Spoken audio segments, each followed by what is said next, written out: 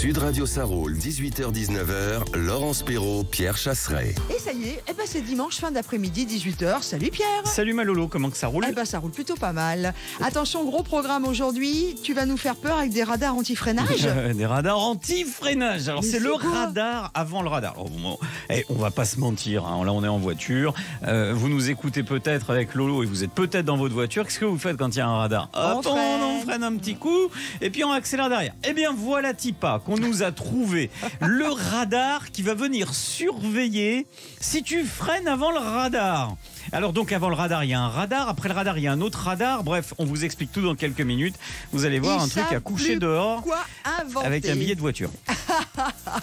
À la fin de notre émission, vous le savez, vous avez votre rendez-vous échange avec Pierre qui met dans ces cas-là bien sûr sa grosse casquette de 40 millions d'automobilistes. Vous avez envie de discuter avec lui, vous dire tout simplement ce qui vous énerve sur la route, la politique, ce que vous avez vécu. Guirlandais Pierre, oui vous avez le droit. Aussi, vous nous appelez dès maintenant au 0826 300 300 ou vous nous envoyez un message à jeparticipe@sudradio.fr en mettant bien ça roule dans l'objet, le sujet que vous voulez évoquer, vos coordonnées complètes avec numéro de téléphone. Mais tout de suite, et pour commencer cette émission, on va parler de cette étude de l'ADEME qui semblerait décrire que les véhicules électriques seraient plus émetteurs de fameuses particules fines PM10 que les véhicules thermiques. La sacro-sainte voiture vertueuse pour l'environnement ne le serait pas tant que cela. Vous en pensez quoi? 0826 300 300. Sud Radio Sarroul. La sacro-sainte voiture vertueuse.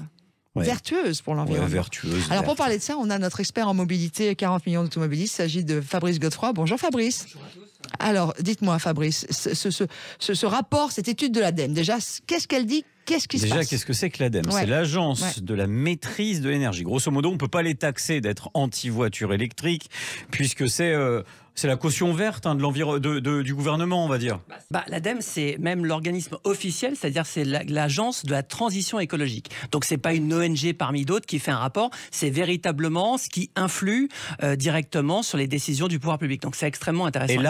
Et là, ce que dit l'ADEME, donc cette agence de la maîtrise de l'énergie, elle dit attention, le véhicule électrique pas si vertueux que ça. Non, alors c'est pas tout à fait ça. C'est pas tout à fait ça. Fais attention en même temps. Le titre, c'est plus de la moitié des particules maintenant ne sont plus émis à l'échappement, mais sont liés au niveau de la liaison au sol. C'est-à-dire freinage, roues, pneus et remise en suspension.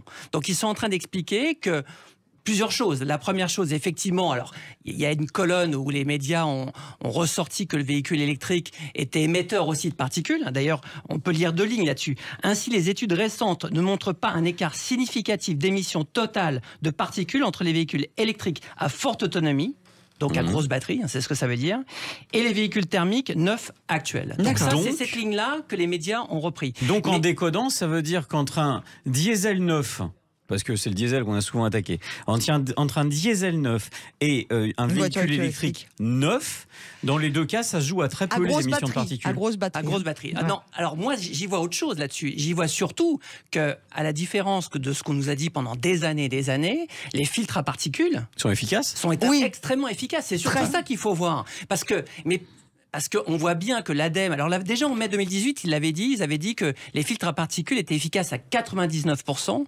jusqu'à 23 nanomètres. 23 nanomètres, c'est 100 fois en dessous des PM2,5, qui sont les plus petites particules analysées par Atmo, Airparis, etc. Ce sont les particules qu'on pointe dans les maladies cardiovasculaires, respiratoires. Quand on nous dit que la pollution tue, prématurée, etc., beaucoup étaient liés justement aux particules. Donc cette étude-là montre bien que l'efficacité des filtres à particules a été extrêmement probante par rapport à tout ça.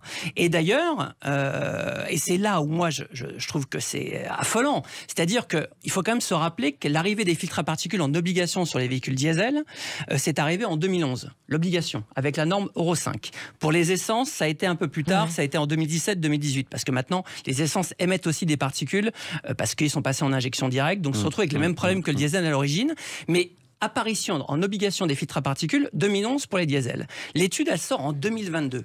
Ça veut dire qu'il y a quand même un délai abyssal, énorme, entre l'évolution technologique liée aux normes et la constatation par un organisme officiel qui peut rebattre les cartes en fait au niveau législatif. Donc c'est quand même extrêmement intéressant. C'est-à-dire que pendant des années et des années, pendant plus de 10 ans, on a attaqué les particules et finalement on s'aperçoit que ça a été extrêmement efficace. Alors là ce que l'ADEME dit, c'est, enfin, je veux dire, les particules, ils continuent de les attaquer. Ce sont celles qui sont des véhicules électriques au freinage.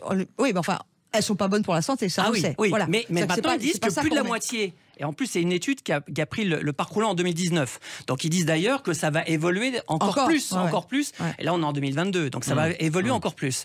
Mais ce qui est intéressant aussi, et il faut être honnête, ils disent que par contre, sur les oxydes d'azote, là, évidemment, il y a encore un problème au niveau de l'échappement. Et ça, c'est pas les véhicules électriques avec l'abrasion. Par contre, on va laisser la parole aussi aux auditeurs. Si je peux juste finir cette phrase-là, c'est que comme il y a un délai d'à peu près 10 ans au niveau de la constatation technologique, que les systèmes SR et pièges à inox pour les oxydes d'azote sont arrivés en 2015, on peut estimer que l'étude arrivera en 2025 ou 2026, on vous dira, ah bah tiens, finalement, les oxydes d'azote a été bien traités, et c'est au moment où on arrêtera le moteur thermique. Parce que mon Fabrice, il est parti tout droit sur les oxydes d'azote, et il y en a qui doivent écouter en se disant, attends, qu'est-ce que c'est que ces oxydes d'azote? Et après, on file au standard, les enfants, parce qu'il y a du monde.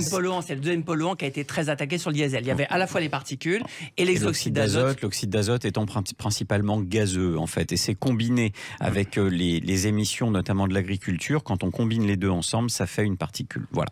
Allez, on file au standard au 0826 300 300. La question, vous, est-ce que vous croyez que les véhicules électriques polluent moins ou plus? Ben voilà, on parle de ça avec vous, Daniel. Salut. Oui, bonjour. Merci d'être avec nous sur Sud Radio. Comment ça va? Très bien, merci de m'accueillir sur votre antenne. Moi, j'ai une double casquette. J'ai la casquette de recyclage automobile, de garage spécialisé dans le recyclage automobile. Ouais. Et je suis chirurgien. Par passion, oui. Chirurgien par passion, mais vous faites pas ça au black? Ah non. Vous êtes vraiment chirurgien. Effectivement, j'ai cette double casquette et donc c'est très intéressant de pouvoir dialoguer avec vous sur ce sujet, parce que moi je vois l'envers du décor malheureusement avec les effets du système polluant, sachant que quand même il y a un dogme qu'il ne faut pas qu'on perde de vue, parce que là il y a une excitation et c'est vrai qu'il y a un problème planétaire, mais toute activité humaine est polluante. Oui. C'est pas pour autant qu'il ne faut pas améliorer, mais il ne faut pas non plus... Il ne faut pas non plus, voilà, exactement. C'est-à-dire on ne peut pas non plus constamment se dire que dès qu'on fait quelque chose, on est polluant. Donc, le véhicule électrique, moi, mon point de vue, donc moi, comme je vous le disais, je m'occupe d'une entreprise qui est spécialisée dans le recyclage, et donc on a des véhicules en fin de vie pour lesquels il y a une véritable procédure de recyclage en séparant les liquides de freinage, le liquide de refroidissement. Comment s'appelle la structure qui fait ça? Comment ça s'appelle? Aujourd'hui, le terme épaviste n'existe plus. C'est-à-dire que le vrai terme, c'est recyclage automobile. D'ailleurs, il y a une revue spécialisée. Non, mais votre société, Daniel, Elle s'appelle Autocar. Ah, ok, super. On est spécialisé dans le recyclage des véhicules Mercedes uniquement, exclusivement. C'est-à-dire c'est des centres VHU en fait, c'est ça? Exactement. Voilà, VHU, véhicules hors d'usage. Voilà, d'accord. Véhicules hors d'usage avec des agréments préfecture, et on ne peut pas faire n'importe quoi. Mais alors, il y a toute une traçabilité. Excusez-moi, Daniel, du coup, de recentrer un petit peu le sujet sur ce qui nous intéresse aujourd'hui, même si tout est passionnant, et je m'excuse de peut-être être un peu... Non, allez-y. Oui. Là, par rapport à ce rapport de l'ADEME, cette étude qui pointe du doigt le fait que la voiture électrique est tout aussi polluante avec certaines particules fines par les freinages, par le contact roue, etc. Donc, c'est-à-dire que jour après jour, on apprend que le véhicule électrique n'est pas aussi vertueux en fait que ce qu'on a bien voulu nous faire croire. Le problème, c'est que on a tous amélioré ailleurs. Oui, on a tous vécu comme un interlocuteur très spécialisé qui faisait des remarques sur le diesel. Fabrice Godefroy. Effectivement, on est arrivé à des points de nocivité maximale sur le diesel. C'est vrai que les derniers chiffres montraient que le diesel, finalement, avec les filtres à particules, c'était absolument... Et puis maintenant, on va nous dire... Moi, je suis convaincu que dans les années qui viennent, quand l'électrique va reprendre son ampleur, qui était le cas actuellement, on va nous dire dans 10 ans, finalement, on a un problème, à la fois dans la pollution quotidienne, dans le recyclage de ces véhicules, et on se retrouvera à nouveau dans un cul-de-sac qu'on n'arrivera pas à résoudre. L'erreur, à mon avis, c'est de vouloir passer de l'un à l'autre sans avoir, puisque c'est difficile de faire une étude prospective, on est obligé de le vivre en fonction des dégâts subis sur le moment, et on se dit après, finalement, donc il n'y a personne qui peut dire aujourd'hui, il faut la voiture à hydrogène et ça sera moins polluant que l'électrique, et puis quand on aura fini avec l'hydrogène, on aura toujours cette course. En fait, ce qui est intéressant, Daniel, c'est d'observer que finalement, toutes les technologies auto, quelles qu'elles soient, comme toutes les autres technologies, je prends souvent comme exemple les radiateurs, parce que quand on se souvient des radiateurs d'il y a 50 ans et qu'on voit ce qui sort aujourd'hui... Non, le radiateur de la maison. Quand tu vois l'évolution sur les radiateurs, entre le grille-pain d'il y a 50 ans et puis ce qu'on sort maintenant, ça n'a plus rien à voir. Il y a eu la même évolution sur les motorisations, c'est-à-dire qu'on est sur une évolution perpétuelle, et quand l'être humain découvre une problématique, notamment sur le carburant diesel, il cherche une solution. Donc, il faut, et de la même manière, les motorisations électriques vont progresser, c'est une évidence. L'erreur, c'est de jeter l'opprobre. L'erreur, c'est de vouloir jeter le bébé avec l'eau du bain, quoi. C'est de dire, grosso modo, le diesel, c'est fini, c'est pourri, c'est terminé. Le thermique est arrêté en 2035, normalement, Fabrice. Ouais, au niveau des ventes. Au niveau des ventes. Et puis on n'y est pas, Fabrice. Non, c'est sûr, on en reparlera. On sait très bien que le politique qui prend la décision aujourd'hui, c'est pas celui qui la fera appliquer dans 20 ans. Donc c'est facile. Moi aussi, je peux dire des trucs pour dans 50 ans. Je m'en fous, je serai plus là. Donc, mais c'est une mauvaise dynamique, parce que derrière, quand on dit ça, forcément, les équipementiers, tu viens de le dire, essayent de faire des technologies qui apportent véritablement des progrès, sauf que quand on leur met une perspective d'arrêt dans quelques temps, ils se disent, on va mettre frein à main, on va pas mettre des investissements là-dessus, donc on part sur autre chose. Donc en fait, c'est contre-productif, c'est même une erreur de faire ça, parce que derrière, les gens ils vont faire moins d'investissements, les équipementiers, et il y aura peut-être moins de résultats qu'il y en a eu, notamment sur les filtres à particules. On en parle comme dans le dit l'ADEME. Quelques instants, effectivement, sujet passionnant. Merci à Daniel d'être intervenu au 0826 300 300. On va reparler de cette étude de l'ADEME, et puis j'ai la sensation qu'il y a quelque chose qui se cache derrière. Il y a le coup d'après, ce qui est intéressant, c'est le coup d'après. Quelques minutes, si vous le voulez bien, maître Fabrice Godefroy. Avec vous, évidemment, au 0826 300 300. Vous êtes les bienvenus pour venir nous rejoindre dans cette émission spéciale suite à l'étude de l'ADEME. A tout de suite sur Sud Radio. Sud Radio Sarroul, 18h-19h, Laurence Perrault, Pierre Chasseret. Et dans quelques minutes, nous allons vous proposer le deuxième sujet, des radars anti-freinage qui vont bientôt être déployés sur nos routes. Vous êtes tout de suite attendus au 0826 300 300 pour nous dire ce que vous en pensez, pour ou contre ces fameux radars anti-freinage, ceux qui seront placés avant le radar anti-vitesse. C'est ça. 0826 300 300. Le même numéro que vous pouvez composer dès maintenant pour nous rejoindre sur le sujet que nous évoquons actuellement, et cette étude de l'ADEME qui me laisserait entendre que les véhicules électriques seraient plus émetteurs des fameuses particules fines PM10 que les véhicules thermiques d'aujourd'hui. Le véhicule électrique est donc peut-être pas si écolo que ça, et en tout cas peut-être pas une histoire d'écologie mais de santé. Toujours avec Fabrice Godefroy, Monsieur Mobilité, et puis vous, on vous attend au standard. Dites donc Fabrice, là vous nous avez lâché en disant que selon vous il y avait un coup d'après à cette étude, là j'ai pas trop compris. Oui, parce qu'en fait cette étude elle montre que finalement les évolutions technologiques ont été extrêmement efficaces, notamment sur les particules liées à l'échappement avec les filtres à particules. On commence à nous parler des particules de freinage, des pneus, de la remise en suspension. Donc qu'est-ce qu'on voit derrière ? On voit pointer la prochaine norme Euro 7. Et je peux déjà vous annoncer, j'en suis pratiquement persuadé, mais on en reparlera dans quelques années, mais qu'on va commencer à avoir sur les prochaines normes une restriction au niveau des particules de freinage. Parce que ce rapport, il n'est pas anodin. On est en train de vous dire, on a réglé le problème des particules à l'échappement. Il y a des nouvelles particules forcément qui apparaissent parce que les autres ont tellement baissé. Voilà. Donc derrière, il y aura une norme pour les constructeurs et les équipementiers sur le freinage. Alors, on en parle un petit peu parce que c'est une question intéressante. Il y a des solutions qui existent déjà. J'en cite une parce que c'est celle qui me vient à l'esprit, celle de Talano notamment. Bravo. Je l'avais aussi au frigo. Voilà. Donc alors qu'est-ce que c'est ça ? Alors je schématise. C'est un petit aspirateur de poussière de freinage. D'accord. Quand tu freines, c'est un filtre à particules.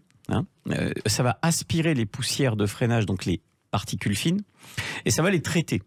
Donc c'est d'ailleurs la preuve que le filtre à particules est efficace, parce que finalement l'aspirateur c'est ni plus ni moins qu'un filtre à particules à l'intérieur. Donc combien ça coûte ? Est-ce qu'il y a une vraie perspective ? C'est français déjà, c'est corse même, voilà. Comment ça fonctionne et est-ce qu'on peut avoir ça qui apparaît dans nos voitures? Parce que c'est une super solution, c'est pas mal finalement. Alors moi j'avais rencontré en fait un équipementier, un commercial d'un équipementier qui était partenaire de ce fabricant-là à l'époque. Il était venu nous voir, mais il y a plus de 10 ans. Et à l'époque, il cherchait des référencements constructeurs. Et c'était pas si évident que ça, parce que comme pour l'instant, c'était pas un sujet de norme, l'imposer, techniquement, c'était pas forcément évident. Là, avec ce qui va pointer, avec la norme Euro 7, et j'en suis persuadé que ça va arriver, là, il va y avoir des mouvements à ce travers-là. Donc ça veut dire que c'est un peu de la manipulation Non, c'est pas ça. C'est-à-dire que dès on sait très bien comment ça se passe. D'abord, il y a une norme. Ça veut dire on sait où on va, donc voilà. Les constructeurs, on prépare des technologies, on leur met la pression, les équipementiers leur mettent la pression, c'est une norme. Et puis derrière, il va se pointer des malus qui sont liés à ça. Donc, on va remplacer des malus où les particules, on pourrait peut-être plus le faire par rapport aux particules, et on va trouver des nouveaux polluants pour essayer de trouver des nouvelles solutions. D'ailleurs, dans cette étude-là, quand on regarde profondément, c'est pas véritablement le véhicule électrique finalement qui est touché, c'est plutôt le poids des véhicules. C'est le poids des véhicules qui fait qu'on a de l'abrasion des pneus. Oui, parce que le véhicule électrique est plus lourd. Voilà. Donc, c'est plutôt le poids du véhicule.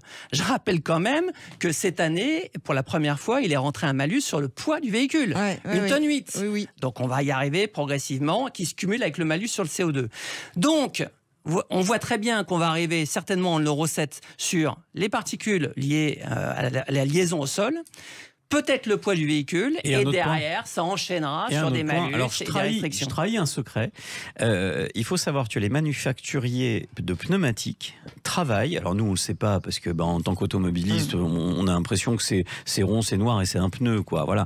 Et bien pas du tout. En fait, les manufacturiers en pneumatique travaillent déjà sur les émissions de particules de l'abrasivité du pneu. C'est-à-dire qu'ils cherchent des matériaux, des composantes avec plus de durabilité pour permettre d'avoir moins d'abrasion et donc moins de rejet de particules. Donc ça aussi, ça peut faire partie des normes à venir, parce qu'il faut savoir que quand on teste un véhicule dans les conditions d'homologation, c'est monté avec un certain type de pneumatique. Et ensuite, quand on te le vend, des fois, on met des trucs un peu moins chers, un peu moins sympas. Bref, on est plutôt leader en la matière, puisque Cocorico, le petit Michelin est quand même bien placé sur ce type de produit. Allez, 0826 300 300, n'hésitez pas à nous rappeler au standard de Sud Radio pour participer à ce rendez-vous.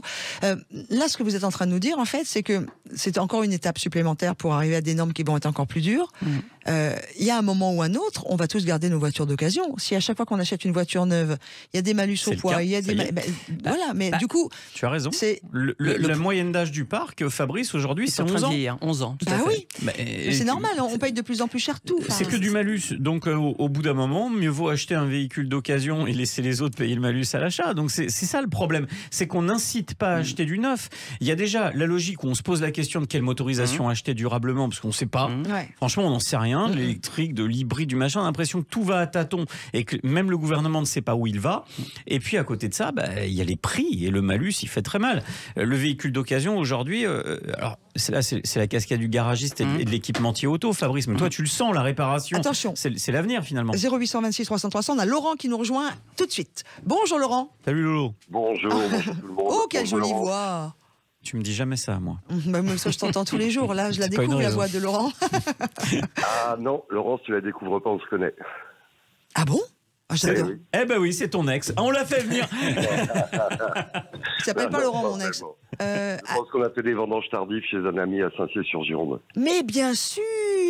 Oui, mais oui, ça y est. Et j'étais pas là. Non. Parce que, effectivement, un très très beau domaine qui s'appelle le domaine de Cassard. Le domaine Cassard à Saint-Cyr-sur-Gironde qui fait des côtes de Blaye absolument magnifiques, dont un crément qui a encore été primé, un vin blanc Sauvignon premium magnifique a été primé. On est parti dans le vin. Ah non, mais alors, Laurent, on vous écoute sur donc, le sujet. Et on peut le mettre dans le réservoir. Des véhicules électriques. Par rapport mais le sujet, il est très compliqué. Tu connais mon parcours. Moi, je suis plus dans le monde de l'automobile et des courses. Donc, effectivement, je suis plus sur le thermique qu'autre chose. Aujourd'hui, moi, je pense que c'est de la poudre aux yeux. On va pas arrêter de découvrir des contre-vérités sur l'électrique. D'abord, je trouve ça excessivement dangereux parce qu'on n'entend pas les voitures, parce que j'ai vu dernièrement des motos.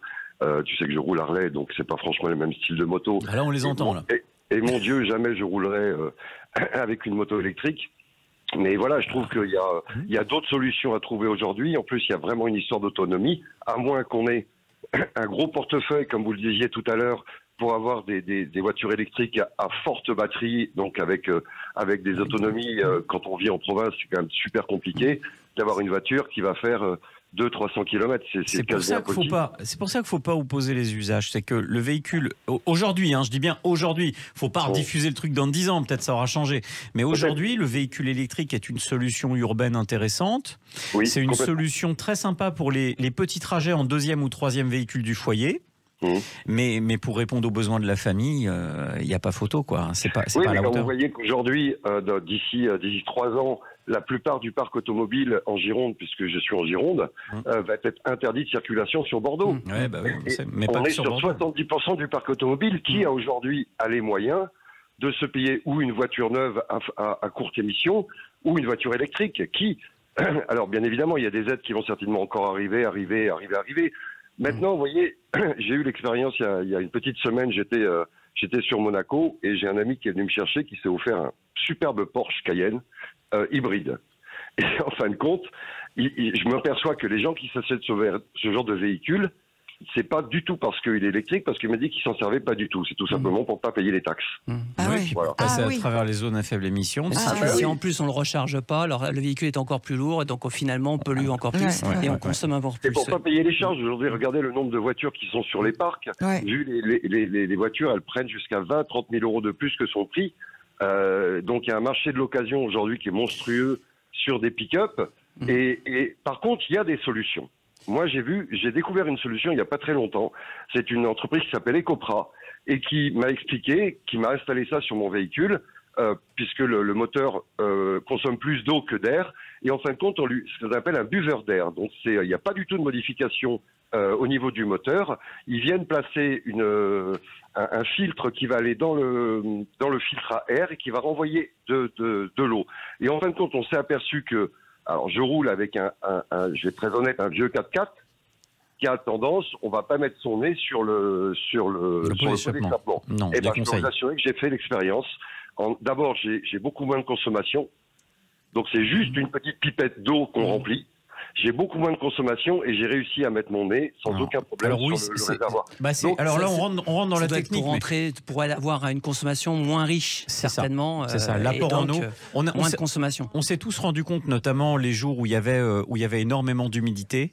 On avait une optimisation de notre puissance véhicule. Tout le monde s'en rend compte. On a plus de couple quand il y a cette légère humidité. Donc en fait, là, on rajoute juste de l'humidité, quoi. Mais comment là, moi, vous m'avez perdu technologiquement. Même notre ami Jérôme. Je ne connaissais pas ce système-là. Je connais d'autres systèmes, mais celui-ci, je ne connais pas. Je vous invite franchement. Ecopra. C'est l'apport en eau qui permet donc d'avoir une optimisation de la puissance du véhicule, plus de couple, donc fatalement un peu moins de consommation si on ne tape pas dedans comme un taré. Si on tape dedans, c'est pareil. Je suis entièrement d'accord avec vous, mais aujourd'hui, ils arrivent à équiper, que ce soit des motos, des jet skis, tout ce qui est thermique, des tracteurs, des camions, où ils baissent vraiment de 20% un économiseur de carburant, voilà, c'est ça. Alors, c'est le kit Pantôme, c'est ça ? Économiseur de carburant, je fais une recherche sur... J'avais jamais entendu parler de ça. Pour revenir à notre sujet un petit peu... Ils sont girondins aussi. Merci beaucoup Laurent, merci beaucoup.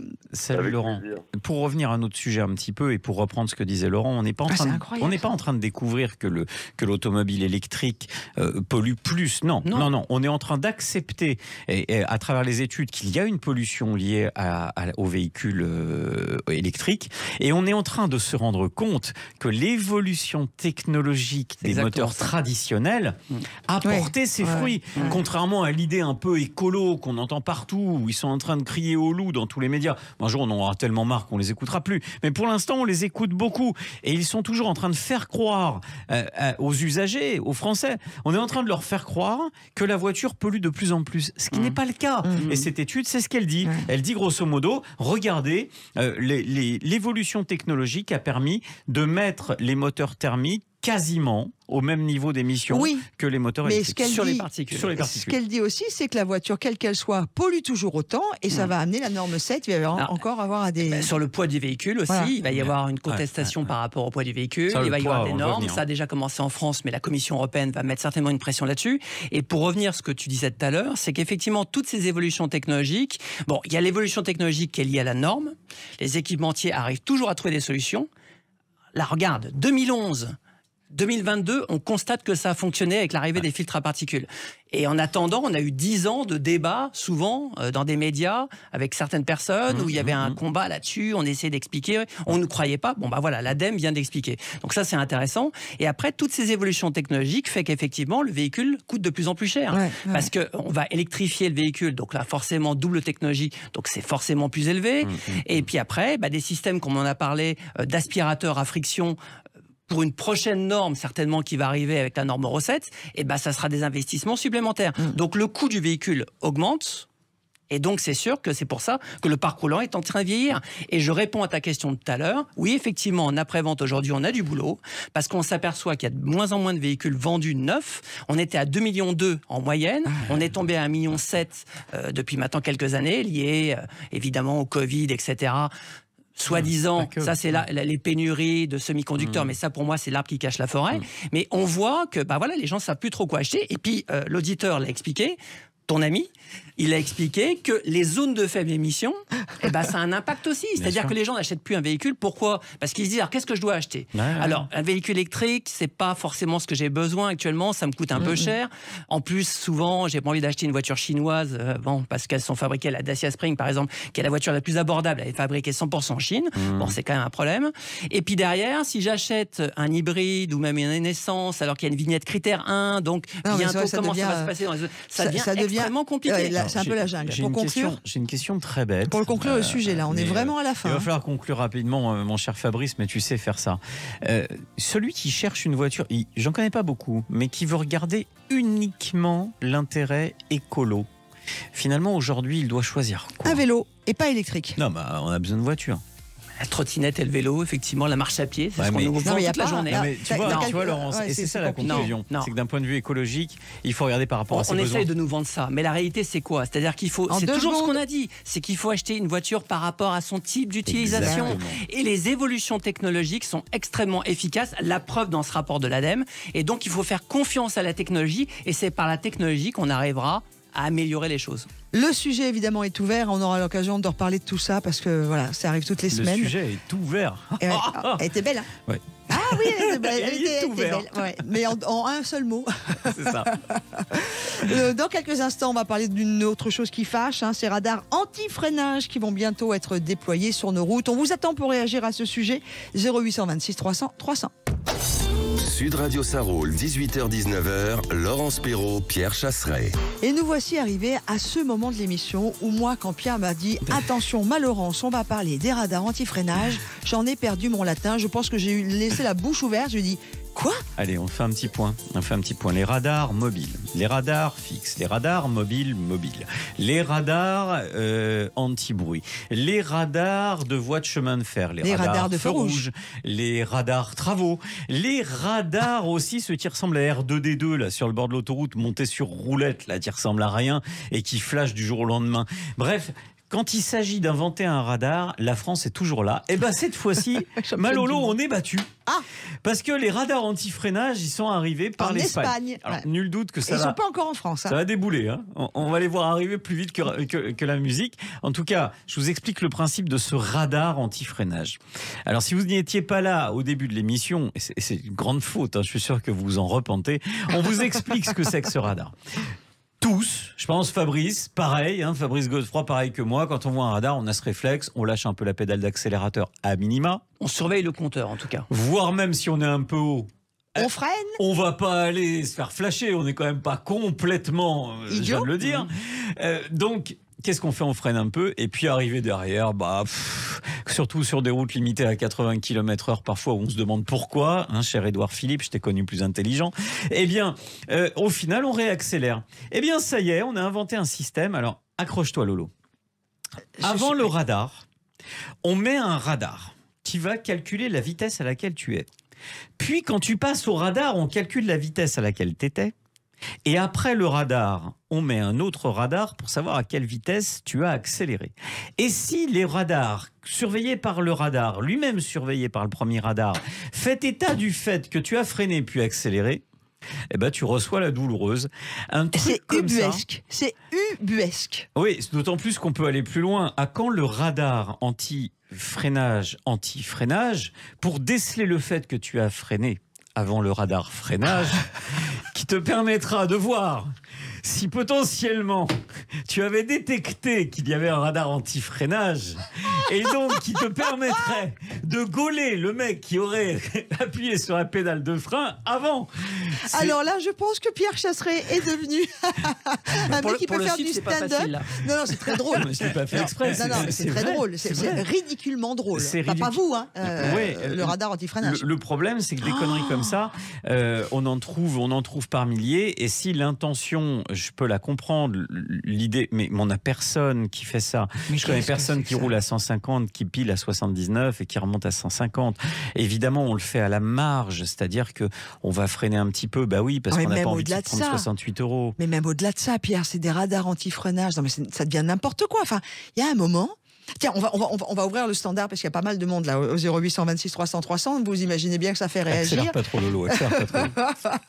On est du côté de l'Espagne. Pour l'instant, c'est en Espagne. Hein. Ouais. On est avec Jean-Pierre de Montpellier. Bonjour. Ah non, c'est Bruno. Ah.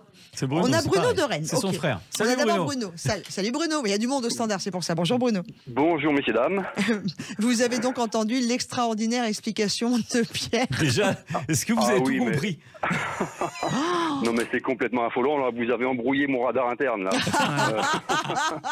et moi, vous n'aviez pas la vidéo, mais je faisais les gestes pour que ce que je dise soit réaliste. Parce que le problème, c'est qu'on y perd son latin dans des conneries comme ça. Parce que la vidéo, elle est sur la page YouTube d'abord en replay, mais surtout sur la page Facebook de Sud Radio. Alors, un petit avis, Bruno, sur ces radars. Ah bah bien évidemment complètement contre. J'ai eu peur. On arrive dans du vice là complètement. Ouais. On arrive dans du vice. À ce moment-là, pourquoi ne pas enlever les panneaux, camoufler les radars avec de la verdure. Ça arrive ça. Et les puis panneaux. Comme ça coûtera moins cher. Bah, les panneaux, c'est bien que vous en parliez parce qu'on va en parler aussi un petit bout. Vous avez vu aussi certainement cette information qu'a sorti 40 millions d'automobilistes. C'est qu'avant, on avait les panneaux qui annonçaient le radar. Alors, ça participait d'une logique qui était les radars sont situés dans des endroits dangereux, il faut que les automobilistes ralentissent, donc on pose un panneau. Honnêtement, c'est cohérent. Alors maintenant, ce qui a été fait, c'est qu'il n'y a plus le panneau qui t'annonce le radar. On a le panneau qui t'annonce sous combien de kilomètres tu vas avoir une probabilité de radar. Avec notamment, quelquesfois, j'en ai trouvé un comme ça, un panneau qui te dit attention, tu vas avoir un radar dans les 125 kilomètres qui viennent. Donc je me mets à la place du type qui va faire ses courses, qui va faire 15 bornes. On lui dit que sur sa route, dans les 125 km qui arrivent, il va avoir un radar, même s'il va au bout, il s'en souvient plus. Donc voilà Bruno, effectivement, on est en train, encore une fois, de faire la chasse au tout petit excès de vitesse. Non mais c'est dingue. Oui, et puis bon, c'est un autre débat, c'est pas le sujet d'aujourd'hui, mais tous ceux qui ne mettent pas leur clignotant dans les changements de fil au niveau des ronds-points, on ne fait rien. Bah non, parce que ça on peut pas verbaliser, on peut pas mettre un radar, donc ça intéresse pas la sécurité routière. Voilà, alors que pourtant c'est quand même 3 points, je crois, il me semble, un défaut de clignotant. Oui, et puis n'oubliez pas, 16% des accidents mortels, c'est des refus de priorité. Voilà, et ça, on s'en fout, on n'en parle pas, c'est pas grave. Ces fameux radars anti-freinage, là, c'est en 2022 ils vont être positionnés en Espagne. C'est-à-dire là maintenant, cette année-là. Attends, et Lolo, bonne année. Non, mais oui, c'est ça. Mais vous les voyez arriver quand je pense que d'ici l'année prochaine, ils vont arriver, ils vont faire leur apparition en France. Nous, on n'est pas. Mais en fait, c'est des radars anti-pollution. Si on sera au sujet précédent, on nous empêche de freiner, donc on ne développe pas des particules de freinage. Il y aura aussi les radars anti-pollution qui vont arriver pour les zones de faible émission, ça il va y les avoir par rapport aux vignettes critères. Donc c'est pas l'ubérisation de la vie, c'est la radarisation de la vie en fait. Ouais, moi j'appelle ça la radarothérapie. Mais autant ça fonctionne dans des soins, autant là ça fonctionne pas terrible. Bruno, tiens, juste à titre purement personnel. On a bien Jean-Pierre après au standard. Bruno de Rennes, j'ai bien retenu. Dites-moi à Rennes, Rennes, c'est dur hein, vis-à-vis de la voiture par chez vous. Comment ça fonctionne niveau radar? Parce que comment vous l'avez accepté dans votre département, c'est repassé à 90 ou il y a encore des routes à 80 ou comment c'est pas ça? On s'y perd. Il y a encore des routes à 80.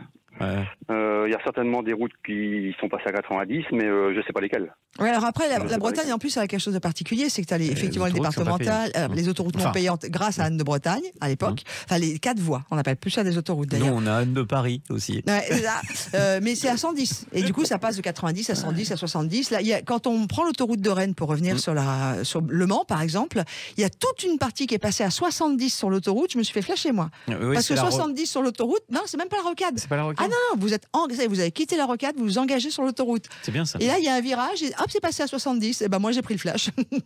Et j'étais à 90 à peine. Ce qui est insupportable dans cette histoire-là, c'est aussi les villes qui sont passées de 50 à 30. Donc il y a Paris, Grenoble, Lyon. Elles sont passées de 50 à 30. Sujet des enfants. Oui, mais c'est insupportable. Parce qu'en fait, avant, à 48 km/h, on était un très bon conducteur. Maintenant, si on roule à 48 km/h, avec quelques mois d'espace, maintenant on est devenu un chauffard. Oui, alors le seul avantage, c'est dans ce qui concerne notre radar anti-freinage, dans les villes où c'est limité à 30, c'est-à-dire où vous devez déjà rouler en dessous, là franchement on est peinard, hein. On risque plus rien, parce que si on freine en dessous, on roule plus quoi. Hein. Donc, ou alors on marche arrière. Oui, on marche arrière. On va remercier Bruno. Passez une très belle journée du côté de Rennes, Bruno. Merci de nous avoir appelés. Merci à vous. Et Rennes, je pense qu'on peut écouter Sud Radio soit sur le DAB, soit sur Internet, soit sur l'application Sud Radio. N'hésitez pas. On a Jean-Pierre qui nous appelle, lui, de Montpellier. Je savais bien, il attendait patiemment, Jean-Pierre. Bonjour Jean-Pierre. Oh, mais il est très patient. Bonjour Manolo, bonjour Pierre. Oh, bah, c'est gentil. C'est l'émission des copains aujourd'hui. Oui, c'est l'ami de Montpellier, Jean-Pierre. On vous a déjà eu. C'est notre auditeur fidèle de Montpellier. Pierre, il faudrait venir un jour ici parce qu'il y en a des super ralentisseurs que notre mère a fait. Ah oui. Et ça évite beaucoup de morts de gamins. C'est parfait. Mais ça, faut m'envoyer tout ça. Faut pas hésiter. Faut me trouver sur Facebook. Non, mais moi je suis pour ça. Faut m'envoyer. Les mecs qui roulent comme des canuts. Mais quand vous venez à 7, c'est pas loin à Bayargues. Hein. Oui. Ah, c'est à Bayargues. Ouais. Ah bah je vais regarder ça alors. Oui, mais alors comme ça on trahit ma vie. Hein. Mais non, mais tu le dis à tout le monde que je suis un peu l'original de l'originaire de comment on dit, le régional de l'étape quand on parle de 7 et de l'Hérault parce que c'est ma région de cœur et que j'y passe dès que j'ai un. Il y en a un qui va aller passer sa retraite là-bas, moi j'en suis sûr. Oh là, bien avant. Bon alors Jean-Pierre. Interdit de séjour. Hein. Non, mais surtout que mes parents moi étaient héroltais, donc je connais très très bien l'Hérault. Bon alors j'étais à Sauvian. Laisse-moi parler de ma vie, s'il te plaît. Je connais bien aussi ça. Ils étaient à Sauvian pendant plus de 25 ans, vous voyez. Ah d'accord. À côté de Valras et de Sérignan. Allez, go. Il y a Daniel Guichard qui habite là-bas maintenant. Oui aussi. Jean-Pierre, on parle de nos radars anti-freinage. Oui. Qu'est-ce qu'il en pense, Daniel Guichard? Oui. Non, mais moi je suis tout ce qui est pour le racket parce que c'est du racket. Faut pas rigoler. Hein. C'est clair. Par contre, je serais très très non flexible pour tous ces excès de vitesse, tous ces mecs qui fument, qui boivent. Alors je fume pas, je picole, mais quand je suis à la maison. Hein. Mais fumer, vous dire des substances interdites. Des substances interdites, voilà, des petites herbes qui ne sont pas de l'estragon ni du thym. Ouais. Ça serait bien d'ailleurs qu'ils fument du thym, ça fait donne bonne haleine, meilleure en tout cas. Pardon. J'ai essayé. Non. Pour la bonne haleine, il faut mâcher un peu d'ail, c'est bon. Hein. Des frais surtout. Oui, alors ce radar anti-freinage, vous le craignez? Comment ça se passe? Évidemment. Je vais vous dire, pas plus tard que samedi dernier, moi je suis passé à Lunelville, il y a 2 feux, et je me le suis fait rouge complet. Hein? Mais comment vous avez fait? Il y avait personne qui était à droite qui sortait de la voiture, du feu qui était vert pour passer, et puis il y avait personne devant moi. Je vous déconseille. Merde, non, voilà. Mais pourquoi vous avez grillé le feu rouge? Je comprends pas. Il y avait personne devant moi. Et alors? Non, mais je m'en suis aperçu quand je suis passé. Ah ouais, d'accord. Non, il l'a pas fait exprès. D'accord, ok. Je ne comprenais plus le Jean-Pierre d'avant qui râlait sur ceux qui conduisaient mal ou ceux qui buvaient ou machin et qui nous dit j'ai grillé un feu rouge et moi je comprenais pas. Ça, par contre, c'est que ça m'est déjà arrivé une fois de ne pas le faire exprès. Et si j'avais pas eu ma copilote Aurélie à côté de moi, je le saurais pas d'ailleurs. Mais je l'avais pas vu. Voilà, ça peut arriver de pas voir. Hein, ce qui est compliqué aussi, c'est quand le feu est vert.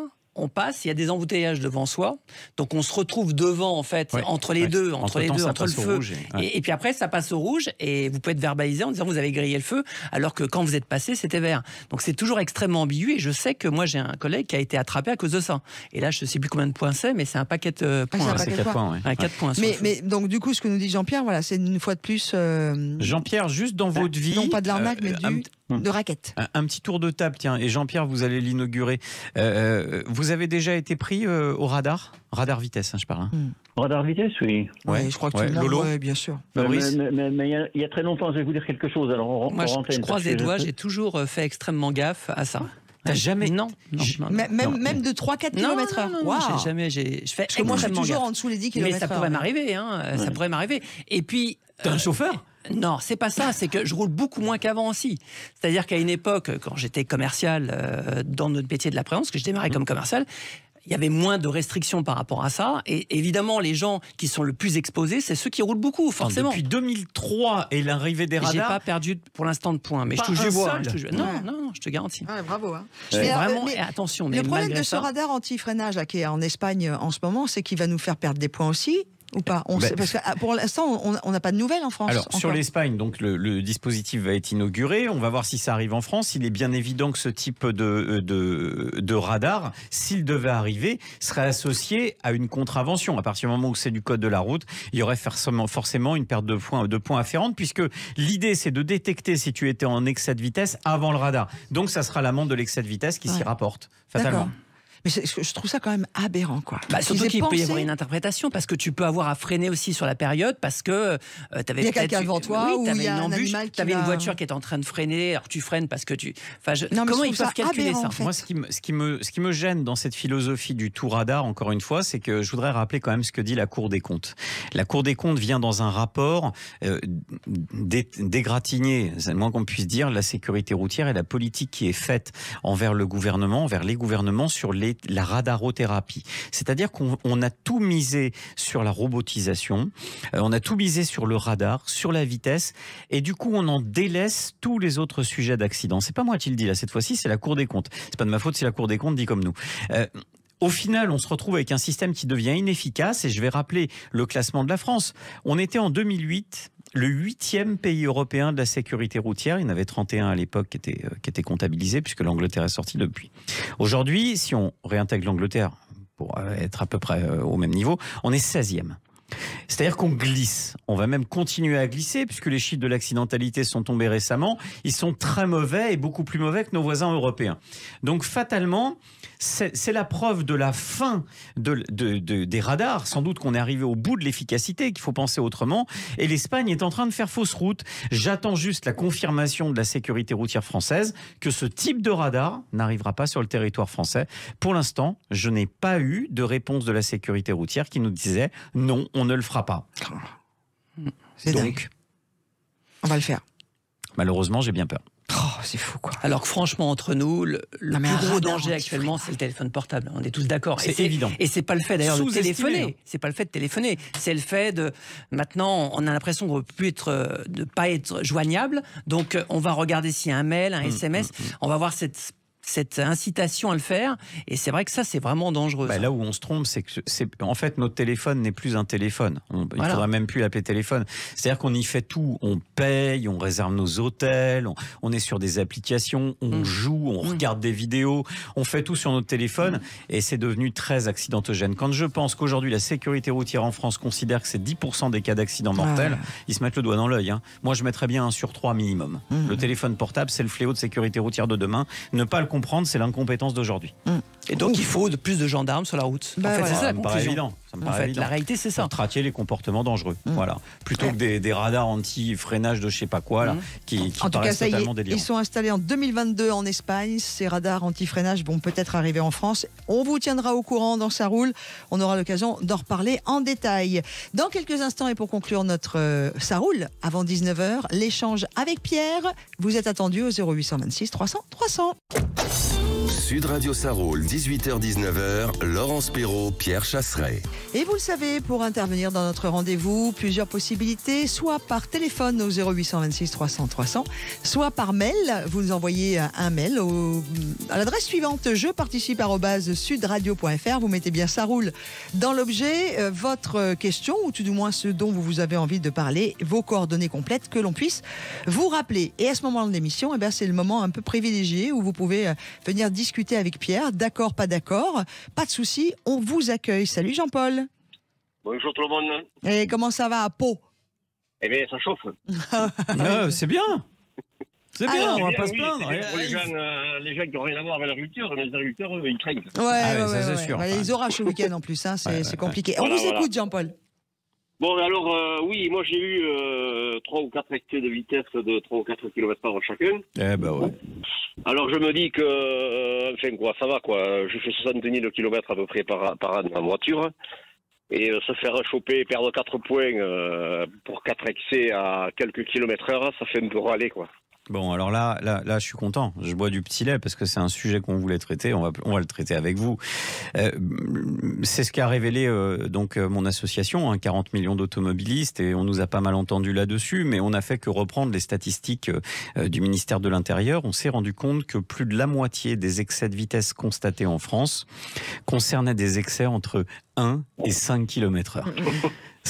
Alors là, je veux bien qu'on me dise tout et n'importe quoi, mais celui qui vient m'expliquer qu'on t'a sauvé la vie parce qu'on t'a envoyé un PV pour 1 km/h de trop, non. Non, mais en plus, si ça avait été 90 km/h, j'avais rien. Oui. Et là, le truc, c'est qu'en fait, maintenant, on a en plus les limitations de vitesse aberrantes du 80 km/h, qui est une funeste connerie. Parce que, alors là, j'en profite. Non, mais allez-y, parce que c'est une connerie. On a jamais eu autant d'accidents mortels sur les routes qu'en avril 2022. Les chiffres sont tombés. On est au-dessus des chiffres de 2013, Lolo.